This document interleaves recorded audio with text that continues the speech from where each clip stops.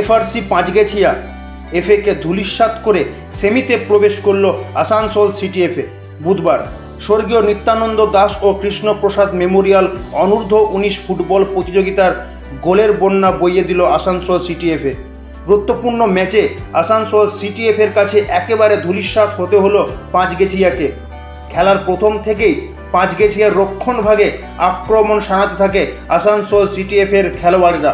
তবে অনূর্ধ্ব-19 ফুটবল প্রতিযোগিতার মারকাট লড়াইয়ে উচ্ছ্বাসিত আসানসোল ফুটবল প্রেমী সমর্থকেরা। সিটিএফএ আসানসোল জয়লাভ করলেও সমর্থকদের মন জয় করল বিজন হেমব্রম। তার অনবদ্য হ্যাট্রিকের বদৌলতে বড় ব্যবধানে জয়লাভ করল আসানসোল সিটিএফএ। প্রায় অন্তিম লগ্নে পৌঁছে গেল স্বর্গীয় নিত্যানন্দ দাস ও কৃষ্ণপ্রসাদ মেমোরিয়াল অনূর্ধ্ব-19 ফুটবল প্রতিযোগিতা। বৃহস্পতিবার অর্থাৎ আজ প্রতিযোগিতার সেমিফাইনালে মুখোমুখি সংঘর্ষ করবেন আসানসোল স্পোর্টস একাডেমি বনাম রানীগঞ্জ ফুটবল একাডেমি। আসানসোল থেকে কৃত্তিবাস রুইদাসের রিপোর্ট, খবর বাংলা।